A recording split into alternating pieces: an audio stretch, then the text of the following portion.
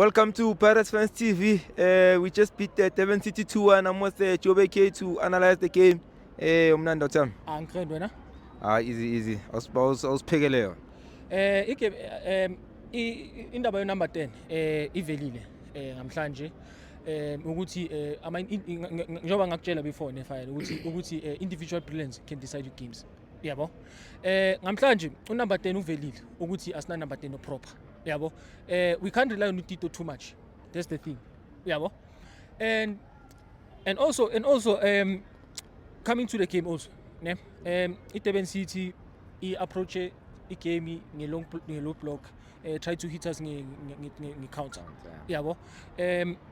Upokhenphuli nene back four bithi uncanana another guy angazi khona lo Ustenger or something angazi number 23 bafaka lo mchita lo left back bese kuba uShandu yabo.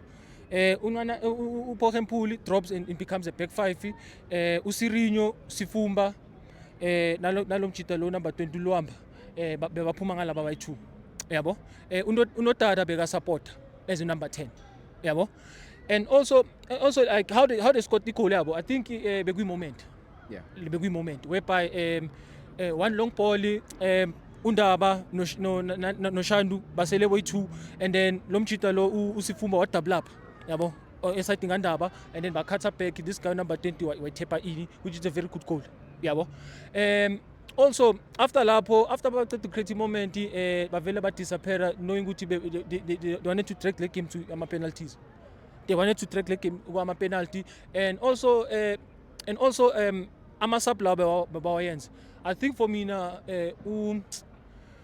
uPen Youssef mistake ayenzile ukuthi bekumele introduce this boy uSeth Green in the second half yabo along with uDomingo because boy2 bebazozinikeza inkinga if bebangenile boy2 because uSirinyo beka off namhlanje beka off. I think the reason why beka off is because of this guy Umbatha. It's because of this guy Umbatha because Umbatha is a player whereby uyakhona ukhathi supply uyakhona ukhathi supply Umbatha because Umbatha did that nabo Alende, he did that nabo Thabo Cele and all that because they know him so well ukuthi uyakhona ukhathi supply yabo. Usirinyo na this guy Usifumba naye bekunama glimpses and Usifumba because bekubonakala ukuthi bekasinikeza inkinga yabo. Manje nayo luhamba after the goal avele wa disappear yabo. Coming to our side Umremi no Apolis never showed up today. They never showed up. Utito besides the penalty naye didn't show up that much. Umuntu engibonakala ngathi they were showing up bekusibelebele na this guy Undaba. Although Undaba bazomplay for le goal lesi conceded but naye he showed up naye as well. Untensini well done to him naye for controlling midfield so well. Lo muntu lo every time makaphethe ball is more like a press resistant player. That's why ngithi ama player afana bo Jaden Adams naye no Tensini ama press resistant player. And also gola ma supply eswayenzile. Ngisazosho na yabona uKabelo Khosetsile lo mchita lo uzoswinela ama game amaningi. Azona winner so many games lo mchita lo. So many games. I think lo mfana sekasubmitile isandla sekamtshelile coach ukuthi coach ana start ama game ke manje sekayimisela. Lo mfana lo one thing I noticed about him unenqondo ebhola. Very speedy, very dynamic yabo. Uyakhona ubreak ama window.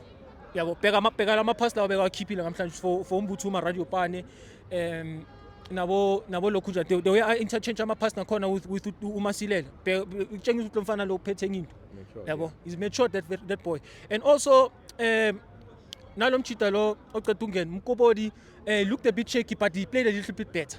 He played a little bit better. Ulungu naye wa edit dimension up front yabo. Njoba like the new coach wa Jovela kahle ukuthi we are chasing for a goal. That's why he had to introduce a player fana bolungu ukuthi abe lapho. And also ngale goal ashayile that's a goal ya. Le goal is almost similar to the goal that we considered last season to Thulani Gumet, if I can put it there. I'm sure I khumbula le goal ya. I'm sure I khumbula. Le yasemhlathuze the first goal that we considered. Okay. Oh yeah. La shy have volley khona yo Thulani Gumet. So ulungu naye technique ubonile kahle uToke sharp ibhola he didn't need to complicate his into wa very well play so goalkeeper wa freeze yabo. And also enye into coach naye one thing you need to learn also And also thina ama-fans we need to understand ukuthi okay sharp coach is trying to inculcate a new style of play yabo, more or less the same as how we played last season, because he wants us to play a little bit different compared to last season, because every game we always start my game intensity high, as we unsettle, we always complicate this izinto, but I think the coach is trying to integrate that yabo. So it's going to take a little bit of time to adjust to our new style of play also. Another thing, number 10 umusha ngathi there was talk about the new player from Argentina, beka trainer nathi izolo. There's talk about him, whether he signed or not, but apparently but he was here yesterday. Today, I mean, I'm sorry. Apparently but we're not sure whether he signed or not, but probably when time goes, uzovela. And I think we still need to get few wingers, if I can put it that way, because player fana bokumete. We need to get a player fana bothulani kumete or uThapelo Maseko, whoever. Ukuthi sikwazi ukubalansa i-front three yethu going to ICAF. So I think going forward to our next game, we'll probably look for I think our players to deliver our performance are spectacular. Yes, they went themselves lately because of World Cup, integrating of his style of play, but bazoba sharp. Yeah. You mentioned ukuthi coach must start with that young man Khotsitsile. So who do you take out from that front three yaga uSinapolisi Tito no Mremi? I think number 10. I think apolisi mele bamzame. Yabo, at least ukuthi awazi uku-adjusta lapha, the way how really beka-adjuste ngakhona kuleyo position. I think apolisi naye mele azi position ayidlalayo. Namanje ucoach is still failing to understand ukuthi what position are you playing, my guy? Because you understand, into sikwazi ukuthi uyangena phakathi we have 10. Uyangena phakathi we have 10 and you allow ama-player fana bosibelebele baba ama-inverted wingers nabondaba nabohotha baba ama-inverted wingers. So Apolis, I think for me now, I think he need to go to number 10. Then uKhosetsile a balance on the right hand side. Umremi a balance naye as well with the left hand on the left hand side. Then this guy Upedesini, he needs to be spoon fed. He needs to be spoon fed. So if coach could implement that thing, I think this guy Pedersen is gonna score 25 goals this season. If I can implement alone.